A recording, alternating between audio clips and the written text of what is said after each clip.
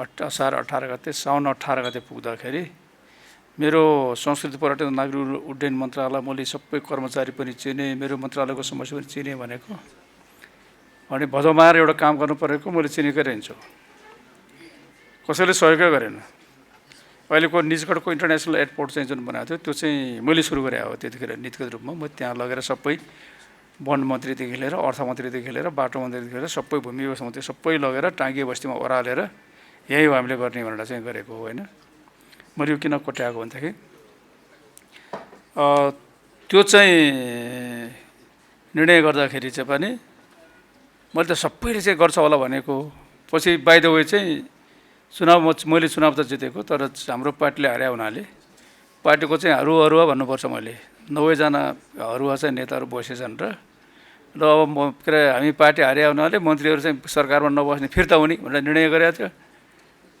अनि एकदमै गुडविलको साथ सुरु गरेको मैले काम, ठुलो के अरे उत्साहका साथ होइन। नेपालमा इन्टरनेसनल फुल फ्लेज टाइपको इन्टरनेसनल एयरपोर्ट चाहिन्छ भनेर अनि एसआइए भन्थ्यौँ हामी, सेकेन्ड इन्टरनेसनल एयरपोर्ट। त्यसको म उता लमजुङबाट फर्केपछि मिटिङ बोलाएँ मैले। मिटिङ बोलाएको कोही पनि आएन। कस्तो होला भन्नुहोस् त, कोही पनि आएन के। धेरै जसो मन्त्रालयका सचिवहरू अनि महानिर्देशकहरू को थिए, कर्मचारी दिए थिए, कोही पनि आएन। मैले हाम्रो कर्मचारी चिनेकै रहन्छु। मैले त राम्रो कामको लागि बोलाएको हो नि त, चिनेको रहन्छु मैले। पछि चाहिँ तपाईँको नेपाल वायुसेवा निगमको जे हालत थियो त्यो अहिले पनि अद्यापि सधैँ छ होइन। मैले त्यतिखेरै भनेको थिएँ नेपाल वायुसेवा निगमलाई यो सधैँ पैसा दिएर चलाइराख्ने, यसबाट चाहिँ उन्नति हुन्छ भनेको बाँदरो हातमा नरिवल दिनु जस्तै हो। यो यसले दुरुपयोग गरेको छ, के पनि गरेको छैन।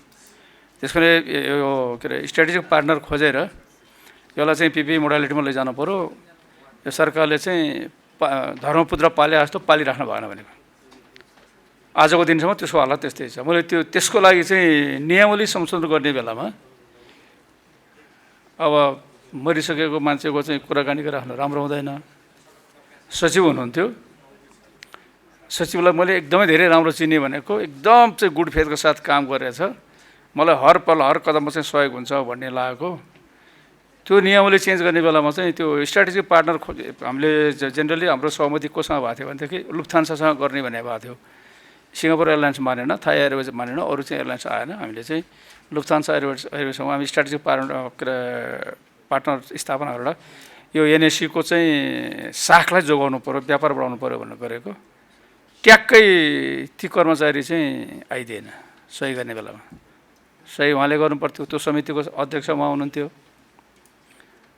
आज पनि मलाई त्यही, मैले किन कोट्याएको दुईवटा सन्दर्भ भने आज मलाई त्यही फिल भइरहेछ कि म हिजो अस्ति जस्तो एकदमै चाहिँ फुर्तिलो भएर तपाईँहरू अगाडि हाँसिरहेको छैन नि। आधा टेन्सन जस्तो, आधा रिस उठ्या जस्तो, आधा आफैलाई चाहिँ केही गर्न सकिएन, मेरो चाहिँ तेरो सोझोपनले बढी बिग्रिएको छ भन्ने आज मलाई फिलिङ भइरहेछ कि। मैले यो कुरा गरेको के भने हाम्रो यो मन्त्रालयको सञ्चार तथा सूचना प्रविधि मन्त्रालयको हिरो चाहिँ अर्गनाइजेसन भन्छौँ नि, महत्त्वपूर्ण चाहिँ अरब चाहिँ तपाईँको बजेट सञ्चालन मन्त्रालयको भन्दा उनीहरूको बजेट मन्त्रालयको त 7 अरब 52 करोड छ अहिले प्रस्तावित। एनडिएको त्योभन्दा बढी चाहिँ के अरे बजेट हुन्छ। टेलिकमको त धेरै ठुलो बजेट हुन्छ। त यो दुईटै सङ्गठन आजको दिनसम्म चल्न सकेको छैन, मैले चलाउन सकेको छैन भनेर मैले गुड फेथको साथ भनेको गुडविल देखाएको। मैले माउने बित्तिकै मैले चाहिँ आफ्नो मात्रै ड्याङ चाहिँ भर्न पनि गरेको थिएन। मैले पुरानै भइरहेको मान्छेहरूबाटै चलाउँ भन्ने चाहिँ राखेँ। मैले प्रधानमन्त्रीज्यूसँग के भनेको छु, गुड फेथको साथ चाहिँ मेरो कुरालाई विश्वास गर्नुहोस्, म गुडविलको साथ सबैलाई चलाउँछु, काम गर्न दिनुहोस्। अहिले मान्छेलाई हटाउनु भन्दा काम लिने हो। काम चाहिँ भोलि भएन भने त त्यतिखेर म भन्न होला नि त, काम गर्न साँच्चै नै गरेन, ल तपाईँले भनेको जस्तो चाहिँ मान्छे चाहिँ चेन्ज गर्नु पऱ्यो भन्नु होला। कामै भएको छैन। गाउँघरमा चाहिँ लेडे गुरु भन्ने चिनेको छ तपाईँहरूले, सुन्नुभएको छ नि। मेरो बयको मभन्दा तल्लो जेनेरेसनको साथीहरूसम्म सुन्नुभयो होला। गाउँघरमा चाहिँ किसानी गरे, बाबुआमाले किसानी गरेको खेत जोत्न लेडे गोरु हुन्छ कि, पुच्छर निमाठे पनि हिँड्दैन, लट्ठेली हिँड्न थाल्यो भने ढाडा यस्तो गरेर चाहिँ तपाईँको बाङ्गो आउँछ, तर चाहिँ उसको स्पिडै बढ्दैन कि। छुचो गोरु छ भने यसो पुच्छर छुने बित्तिकै बुडुर त्यो कुदिहाल्छ। त्यो लेडे गोरु चाहिँ पुच्छर जति निमोठे पनि यसो गर्छ उसको गति नै अगाडि बढ्दैन। लेडे गोरु जस्ता के हाम्रा चाहिँ यी सङ्गठनहरू। त्यस कारणले चाहिँ हाम्रो यो परिणाम चाहिँ धेरै देखिएको छैन। यो क्षेत्रसँग जोडिएको छ त्यो दुइटै फेरि। त्यस कारणले मैले यो कुरा भनेको अब चाहिँ म आफ्नो विषयतिर जान्छु बल्ल। त्यही भएर मैले आफ्नो चाहिँ आज अहिलेसम्म रियलाइज गर्दाखेरि रिभ्यू गर्दाखेरि मैले काम गर्न सकेको छैन। मैले फेरि गुटफेदको साथ भन्छु हाम्रै मन्त्रालयमा हेर्नुहोस् हिजो पनि अर्को ठुलो चाहिँ तपाईँको भूकम्प गयो। सुनकोशीमा गएको बाढी भन्दा ठुलो बाढी हो। मैले उहाँलाई भन्छु उहाँ डरिराखेको हुन्छ। अब किनभने के अरे प्रेम राईको चाहिँ फेरि के अरे त्यो टेन्ट्याकल कुन बेला पस्ने हो भन्ने डर त भइरहन्छ नि त उहाँ जिम्मेवारी भएको। उहाँ जस्तै सचिव चाहिँ के अरे हिजो मुद्दा पऱ्यो, मै जस्तो मन्त्री मुद्दा परेको छ, यहाँ चाहिँ तपाईँको आदेश खड्का जस्तै चाहिँ हाकिमहरूको मुद्दा परेको छ होइन। त्यो डर छ। मैले त्यसमा म के भन्छु भनेदेखि गुड फेथका साथ काम गर्ने, इमानका साथ काम गर्ने क्या। एक पैसा दायाँ बायाँ प्रि ओपाइड भएर कुनै काम नगर्ने। त्यो गरेपछि तपाईँ हामी डराउनु पर्दैन भन्छु मैले। तर मान्छे त हो, मान्छेको मनै त हो, फेरि डर त लागिहाल्छ। त्यस कारणले हामी देशको लागि, जनताको लागि, मन्त्रालयको कामको लागि अनि यो आइटीको चाहिँ सेक्टरको लागि, यो इन्डस्ट्रीलाई चाहिँ बढाउँ भन्ने बेलालाई काम गरौँ, इमानपूर्वक काम गरौँ। हाम्रो चाहिँ तपाईँको के अरे दिमागले, हाम्रो चाहिँ मनले, दिमागले जे सही देख्छ त्यो चाहिँ काम गरौँ, सत्यको पक्षमा लागौँ। तर नडराउन भन्दाखेरि मलाई भन्नुहुन्न उहाँले धेरै कुराहरू। आफैले चाहिँ तपाईँको पीडा लिएर बसिराखेका हुन्छ क्या सचिवजीले। हाम्रो साक्षात्कृतहरू त्यो डरले उपसचिवहरू चाहिँ तपाईँको टिप्पणी नउठाइदिने, टिप्पणी माथि उठाएर हाम्रो प्रक्रिया त साक्षात्कृतदेखि उपसचिव, सहसचिव हुँदै सचिव आएर सचिवबाट चाहिँ मन्त्रीसम्म आइपुग्नुपर्छ। तल टिप्पणीमा चाहिँ सही कुरा छ भने उठाउ न, गलत छ भने नउठाउ ल, गलत छ भने उठाइदेऊ भन्दाखेरि पनि उही औटोले बजाएको कुकुर चाहिँ बिजुलीदेखि क्वाइँ भने जस्तो हाम्रो त्यो समस्याले गर्दा नि हाम्रो काम भएन। फेरि हिजो अस्ति बस्छ अझ चाहिँ झन्सै समस्या भइरहेछ। फेरि यो चाहिँ एकदम यो ब्यारेक चाहिँ तपाईँको रिवार्ड या ब्यारेक पनिसमेन्टको सिस्टमै गलत हो क्या।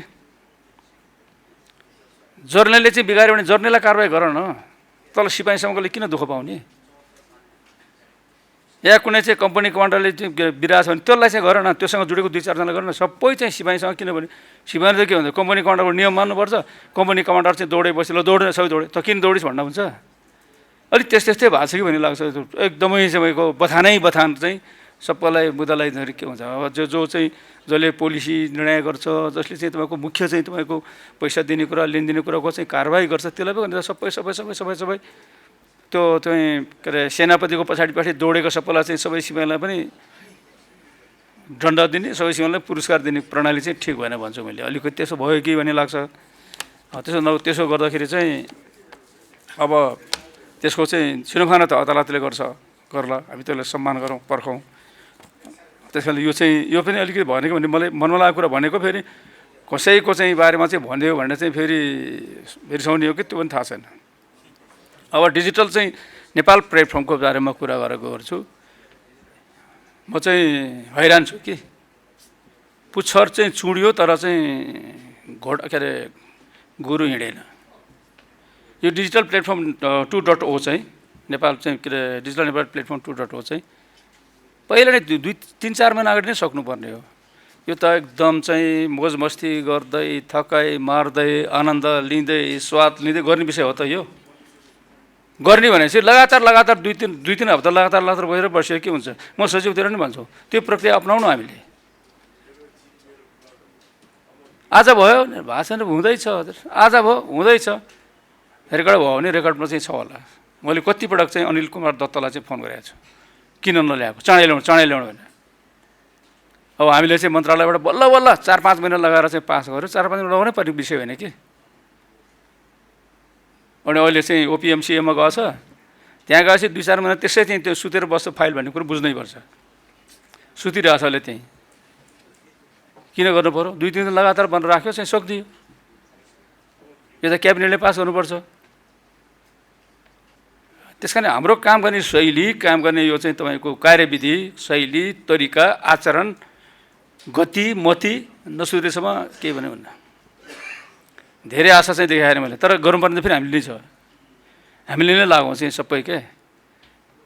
त्यो लेने कुरोलाई अझ चाहिँ तपाईँको चाहिँ पुसार चुडोस्, फेरि चाहिँ निउठे गरौँ। भएन भने लेने गरेको ठाउँमा चाहिँ अलि चाहिँ तपाईँको त्यो के अरे पुसार छुने बित्तिकै गुर्र चाहिँ दौडिने, जोतार चुडालो सोइलो भाँचियोस् बरु। त्यस्तो कुरो चाहिँ गर्नु पऱ्यो कि त त्यो ल्याउनु पऱ्यो। यो दुईटामा हामी एउटा कुरा गर्नुपर्ने छ। अब चाहिँ यो डिजिटल नेपाल फ्रेमवर्क 2.0 सँग सम्बन्धित केही विषय चाहिँ म चाहिँ बारेमा प्रकाश पार्न चाहन्छु। डिजिटल नेपाल फ्रेमवर्क 2.0 मा चाहिँ साबिकको डिजिटल नेपाल फ्रेमवर्क चाहिँ 2076 भन्दा पर केही चाहिँ त्यो परिवर्तन भएको चाहिँ सम्बन्धमा के कुरो के छ भने तपाईँहरू सबैलाई थाहा छ, डिजिटल नेपाल फ्रेमवर्क चाहिँ 2076 मा 8 वटा प्रमुख क्षेत्रहरूको 80 वटा डिजिटल पहलहरूको इनिसिएटिभ भन्छौँ नि हामी, पहिचान भएको र कार्यक्रम कार्यान्वयन चाहिँ आयोजनामा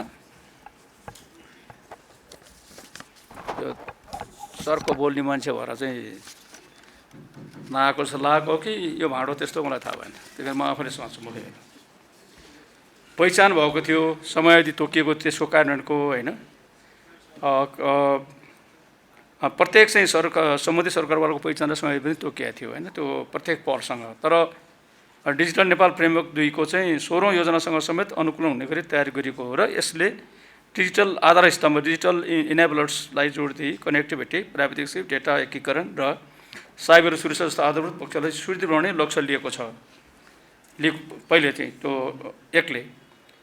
यसमा चाहिँ यो फ्रेमवर्क मोडेलमा चाहिँ भविष्यको लागि तयार डिजिटल आधार एफ हो एउटा, रेडी डिजिटल फाउन्डेसन भनेर, डिजिटल सेवाहरूमा पहुँच भन्ने एक्सेस टु डिजिटल सर्भिसेस भयो, सिप र डिजिटल साक्षरता, अर्थव्यवस्थाको रूपान्तरण भनेर फास्ट भन्छौँ नि FAST, यो समेटेर 4 वटा मुख्य आधार स्तम्भ निर्धारण गरिएको साथसाथै सम्बन्धित क्षेत्रगत मन्त्रालयलाई विस्तृत कार्ययोजना बनाउने अधिकारसहित कुल 54 वटा प्राथमिकताको आयोजना प्रस्ताव गरेको छ। यो 2 सँग जोडेको चाहिँ त्यस कारणले गर्दाखेरि चाहिँ अहिले चाहिँ डिजिटल नेपाल फ्रेमवर्क चाहिँ 2076 ले कनेक्टिभिटी लगायतको डिजिटल फाउन्डेसनमा सुधार, क्षमता अभिवृद्धि, डिजिटल पहल मार्फत आर्थिक सामाजिक रूपान्तरणमा जोड दिएको थियो भने डिजिटल नेपाल फ्रेमवर्क 2 ले उक्त फ्रेमवर्क कार्यान्वयनका क्रममा देखिएका समस्या र चुनौतीको सम्बोधन गरी रूपरेखा तयार। पहिले चाहिँ कार्यान्वयनमा चाहिँ समस्या देखियो भने के गर्ने, त्यो पनि धेरै क्वालिफाई नभएको, चुनौतीको सम्बोधन कसरी गर्ने भने त्यसको पनि तपाईँ कुनै चाहिँ के अरे राम्रो चाहिँ व्यवस्था नभएको, अहिले त्यो चाहिँ व्यवस्था भएको छ भनेको मैले पहिला यसो। अब पहिलो चाहिँ डिजिटल नेपाल फ्रेमवर्कले चाहिँ नेतृत्वदायी सङ्घ संरचनाको लागि निर्देशक समिति र कार्यक्रम संयोजनकारी भूमिका निर्वाह गर्ने समन्वय समितिको व्यवस्था गरेको थियो, त्यसले चाहिँ काम गरेन। त्यस कारणले अहिले डिजिटल नेपाल फ्रेमवर्क 2 मा चाहिँ कार्यान्वयनको लागि संस्थागत व्यवस्था, समन्वय र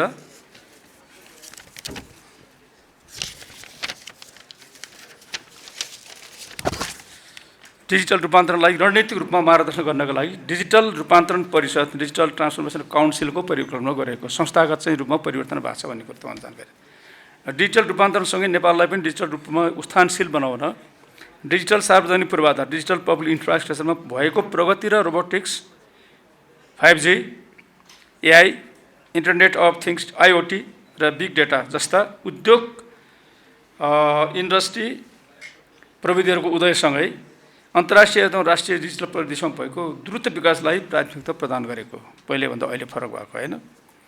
माथि उल्लेख भएका बाहेक अन्य विवरण यसअघि पेश भएको डिजिटल नेपाल फ्रेमवर्कको मूल दस्तावेजमा उल्लेख भएअनुसार छ अरू चाहिँ। प्रस्तावित फ्रेमवर्क सञ्चार दर्शन प्रविधिको माध्यमबाट क्षेत्रगत रूपान्तरणका लागि नीतिगत दस्तावेज रहेको हुँदा यस फ्रेमवर्कले दिशानिर्देश गरेको प्राथमिकतामा सम्बन्धित क्षेत्रगत मन्त्रालयले आफ्नो वार्षिक योजना तथा कार्यक्रम मार्फत सम्बोधन गर्नुपर्ने हुन्छ। जस्तो चाहिँ हामीले 8 वटा सेक्टर भनेको छ भने इन्डस्ट्री भन्यो, त्यो त उद्योग मन्त्रालयले गर्नु पऱ्यो, उद्योग त अब चाहिँ टुरिज्म भन्यो भने पर्यटन मन्त्रालयले गर्नु पऱ्यो, अब स्मार्ट हेल्थको कुरा नि गरिरहेको छौँ, हेल्थ मिनिस्ट्रीले गर्नु पऱ्यो, एजुकेसन मिनिस्ट्री होला भनेपछि आफ्नो रूपले चाहिँ गर्नुपर्ने हुन्छ तिनीहरूलाई कार्यक्रम तोकेको छ। 16औं योजनाले समेत सञ्चार दर्शन प्रविधिलाई अन्तर सम्बन्धित क्षेत्रको रूपमा पहिचान गरेको छ।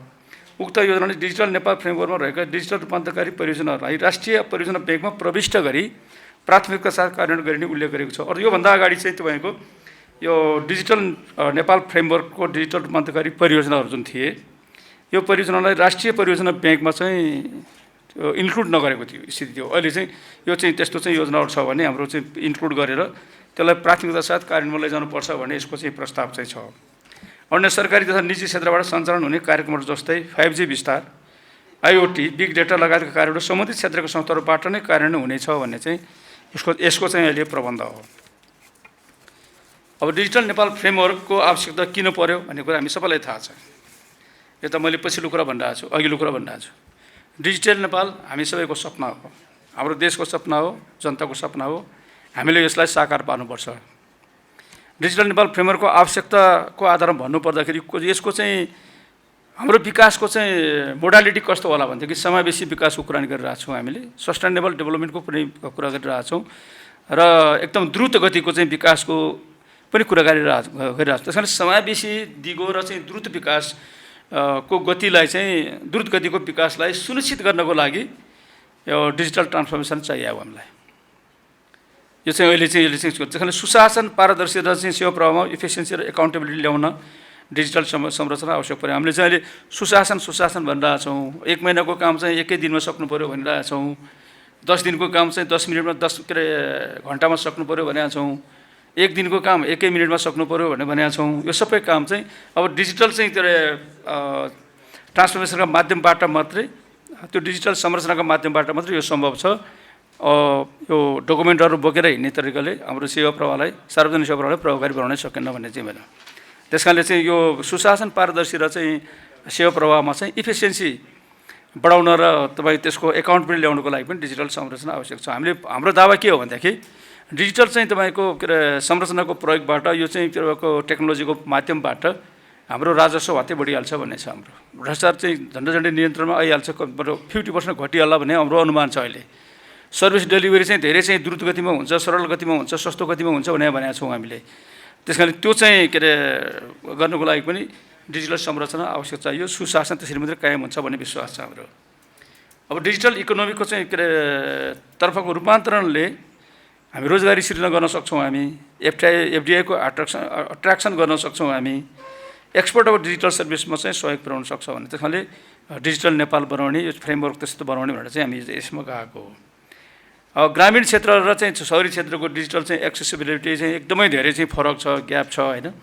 त्यो चाहिँ डिजिटल डिभाइडलाई चाहिँ घटाउन पनि हामीले चाहिँ डिजिटल फ्रेमवर्कमा जानुपर्छ भनेको हो। अब चाहिँ स्मार्ट गभर्नेन्सको कुरा, सुशासन भने पनि जे भने स्मार्ट गभर्नेन्सको कुरा, एआई इनेबल सर्भिस डेलिभरीको कुरा होइन। युगमा प्रतिस्पर्धी बन्नुपर्छ हामी। अहिले चाहिँ तपाईँको अरूको पछि दौडेर मात्रै हुँदैन, त्यो चाहिँ भन्ने चाहिँ छ। त्यस कारण त्यसको लागि पनि हामीले काम गर्छ। अब चाहिँ त्यसको लागि गर्नुपर्ने कामहरू के हो त भन्दाखेरि पहिलो कुरा चाहिँ हाम्रो देशमा चाहिँ एकदमै अभाव भएको, आजसम्म छँदै छैन, त्यो भनेको डिजिटल इन्फ्रास्ट्रक्चर हो। यहाँ हाम्रो अहिलेसम्म एउटा डेटा सेन्टर छैन। त्यहाँ हाम्रो बल्ल मुस्किल एउटा सानो छ, त्यो चाहिँ डेटा सेन्टर नेपालको हो भन्न चाहिँ सुहाउँदैन। डेटा सेन्टर छ हाम्रो आइडिएमसी एउटा सानो, तर नेपालको त्यो कतिवटा चाहिँ कार्यालयको चाहिँ डेटा छ त त्यहाँ भन्दाखेरि पुलिस आर्मीको, नेपाल मन्त्रालयको केहरूको छ, अरू चाहिँ छ नेपालभरिको छैन। त्यस कारणले चाहिँ एकदमै अभाव। त्यस कारणले डेटा सेन्टर, क्लाउड, कनेक्टिभिटीको तीव्र विकास चाहिँ आजको हाम्रो चाहिँ हामीले गर्नुपर्ने कामहरू हो। डिजिटल इन्फ्रास्ट्रक्चर एकदम चाहिँ अब चाहिँ प्रदेशमा चाहिँ डेटा सेन्टरहरू हुनु पऱ्यो, एआई रिसर्च सेन्टरहरू हुनु पऱ्यो, नलेज पार्कहरू हुनुपर्ने होला। यस्तो चाहिँ धेरै चाहिँ चिज हुनुपर्छ र त्यसको चाहिँ तपाईँको निर्माण चाहिँ हामीले गर्नुपर्छ। त्यसको लागि चाहिँ हामीले फरेन चाहिँ इन्भेस्टमेन्टको लागि चाहिँ इनकन्ड्युसिभ इन्भाइरोमेन्ट चाहिँ हामीले बनाउनुपर्छ। यसको लागि चाहिँ पोलिसीमा चाहिँ सुधार गर्नुपर्ने होला, ऐन कानुनमा चाहिँ लेजिस्लेसनमा हाम्रो रेगुलेसनमा हाम्रो सुधार हुनुपर्ने होला, इन्फ्रास्ट्रक्चरहरू त्यसै चाहिँ अनुसारको बनाउनु पर्ने होला। हाम्रो चाहिँ तपाईँको संस्थाहरू संरचना त्यसै हुनुपर्छ, जनशक्तिको विकास त्यसरी रूपले गर्नुपर्ने होला र त्यो सबै चाहिँ अनि ट्याक्सेसनको पोलिसी हाम्रो उनीहरूको चाहिँ सुहाउँदो कुरो हुनुपर्ने होला। धेरै कुराहरू छ नि त, त्यो सबै कुराहरू पनि गर्नुपर्ने होला जस्तो लाग्छ मलाई। डिजिटल पब्लिक चाहिँ तपाईँको इन्फ्रास्ट्रक्चर जस्तै केवाइसी, डिजिटल परिचय र चाहिँ युनिफाइड पेमेन्ट इन्टरफेसको अस्ति मैले एउटा पढेको, यो चाहिँ तपाईँको हाम्रो त्यो युकेको एउटा चाहिँ आइटी एक्सपर्टले सुझाव दिएको रहेछ क्या। तिनीहरू चाहिँ क्षेत्र पेमेन्ट चाहिँ तपाईँको म जाऊ, तिमी आइडी उसमा जाऊ, फ्रेमवर्कमा जाऊ, पेमेन्ट फ्रेमवर्कमा जाऊ, तिमी अर्को चाहिँ उसमा जाऊ। यो चाहिँ यो तिम्रो चाहिँ कुरा नगरिकन तिम्रो चाहिँ कुनै चाहिँ हुँदैन भनेर चाहिँ हामीले त्यसमा चाहिँ पनि आधारित भएर चाहिँ यो चाहिँ कुराहरू बनाउनु होला। एआई, ब्लकचेन, क्लाउड कम्प्युटिङ लगायत इमर्जिङ टेक्नोलोजीको चाहिँ अभ्यासमा हामीले बढी जोड दिनुपर्ने छँदैछ। अब सबै हामी अब नागरिक एप चाहिँ आयो भन्यो, आयो क्या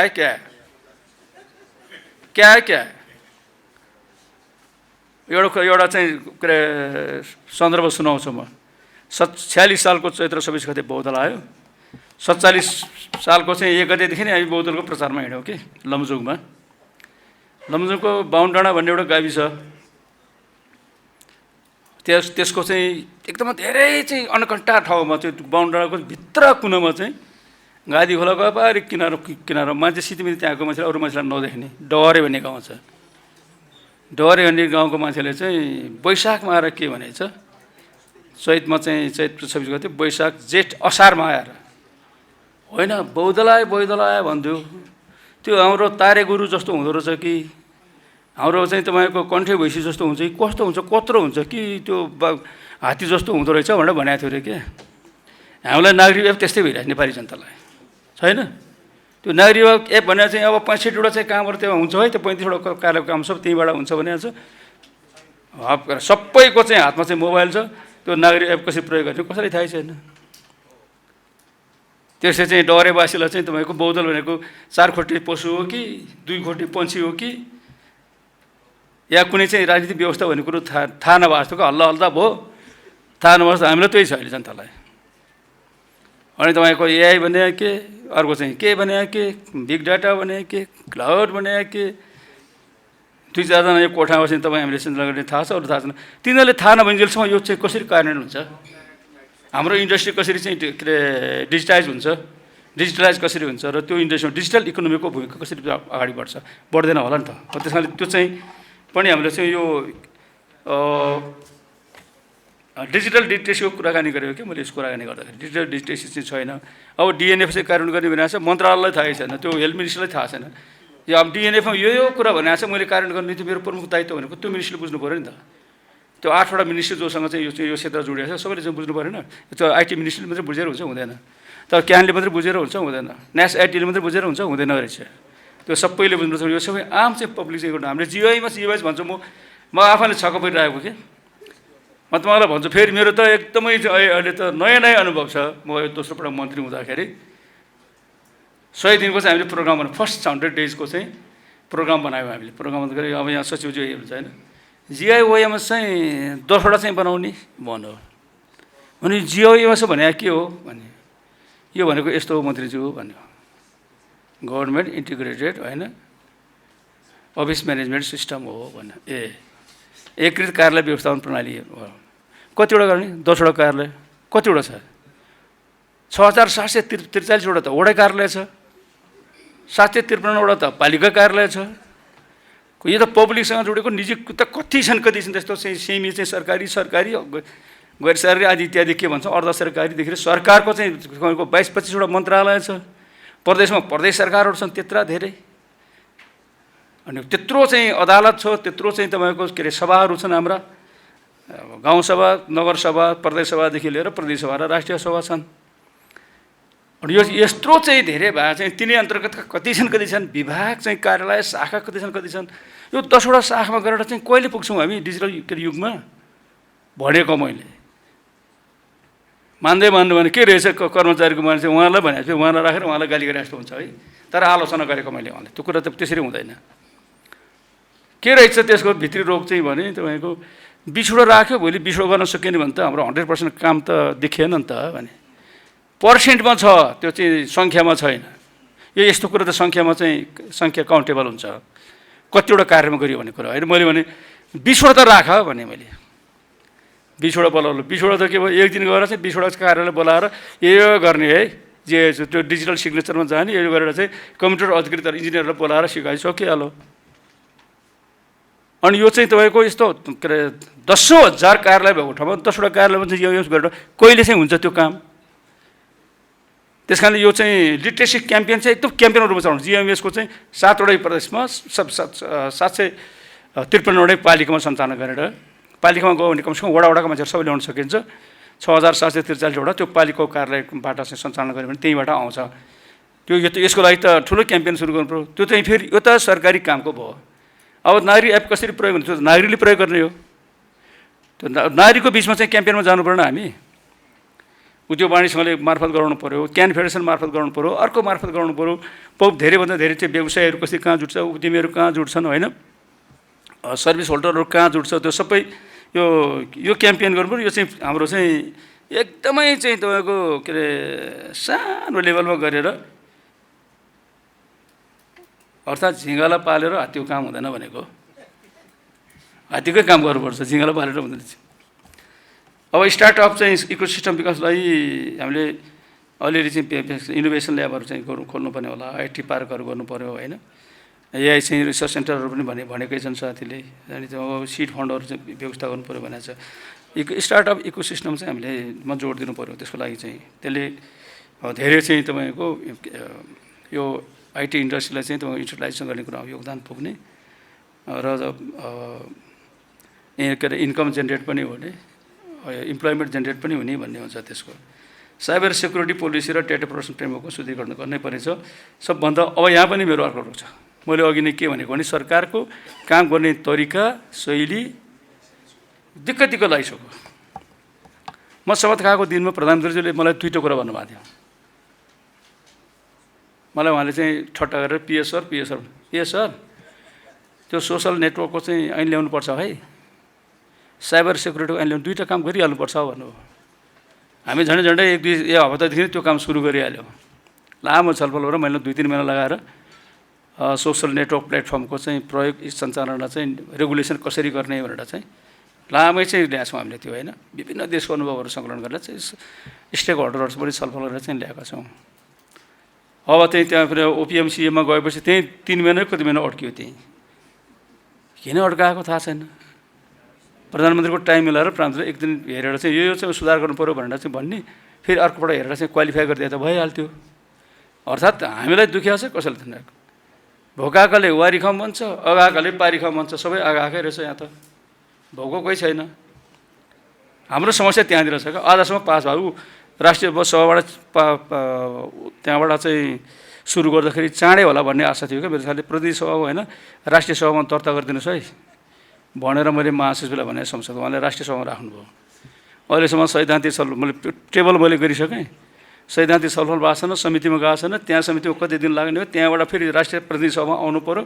प्रतिनिधि सभामा सैद्धान्तिक छलफल भन्ने, फेरि चाहिँ तपाईँको के अरे समितिमा जाने, उताबाट सर्वसम्मतिमा पास भएर एउटा संसदबाट आसे अर्को संसदमा लामो छलफलमा जानै पर्दैन क्या। एक दिन छलफल गरेर पास गरिदिए भइहाल्छ। हाम्रो त बिरालो बानी चलन छँदैछ हेर्नुहोस्। त्यो संसदीय चाहिँ रोटेपिङ खेल्याछ। अनि एउटा के अरे अहिलेसम्म चाहिँ त्यो प्रारमा पनि भएको छैन छलफलको। साइबर सेक्युरिटी उहिले बनाएको, हामीले प्रस्ताव गरेर उहिले पठाएको, कहाँ अड्किएको छ म कति नाम लिइराखौँ ती संस्थाहरूको होइन, त्यहीँ अड्किरहेछ। त्यस कारणले चाहिँ यस्तो स्थिति छ। त्यस कारण यो चाहिँ नागरिक साइबर सेक्युरिटी, अब पुलिसको अस्ति साइबर सेक्युरिटीबाट चाहिँ रिपोर्ट लिँदाखेरि उजु ठगिएँ भनेर साइबर क्राइममा चाहिँ परेँ भनेर पीडित भएँ भनेर पीडितहरूको सङ्ख्या 19,730 रहेछ। यो चाहिँ 24 को। त्यसमध्ये चाहिँ मोर देन 50% चाहिँ सबै चाहिँ यो के अरे फिनेन्सियल क्राइमको कुराहरू क्या, ब्याङ्कको चाहिँ क्या ठगिएको, लुटिएको, आतङ्कित पारेको त्यस्तो रहेछ। त यो त ठुलो चाहिँ के अरे समस्या हो नि त हाम्रो डेमोक्रेसीको, हाम्रो ओपननेसको, हाम्रो डिजिटल यो चाहिँ के अरे इकोनोमीको क्षेत्रको या चाहिँ के भन्छौँ हामी। त्यस कारणले गर्दाखेरि यसको यति धेरै समस्या छ तर कसैलाई दुःख आएन। त्यस कारणले यो चाहिँ पनि हामीले गर्नुपर्ने छ। तर हामीले अरूलाई गाली गरेर मात्रै होइन, अब कहाँ लाग्नुपर्छ लागेर चाहिँ काम चाहिँ यो पटक हामी यो वर्ष चाहिँ यो चाहिँ साइबर सेक्युरिटी पोलिसी पनि बनाउने, त्यसको ऐन पनि चाहिँ पास गर्ने र सोसल नेटवर्क प्लेटफर्मको चाहिँ रेगुलेसनको ऐन पनि ल्याउने चाहिँ कुरामा लागेको छ। र नागरिक चाहिँ एप चाहिँ इन्टिग्रेट गरेर अरू चाहिँ कार्यालयको चाहिँ कामसँग इन्टिग्रेट गरेर चाहिँ संस्था विकास गर्ने, अब पिपिपी मोडलमा गएर चाहिँ निजी क्षेत्रको चाहिँ साझेदारी बढाउने, सबै मन्त्रालयको सेवा डिजिटल बनाउँदै अन्तर चाहिँ तपाईँको के अरे ओपरेबिलिटी फ्रेमवर्क भन्छौँ नि हामी,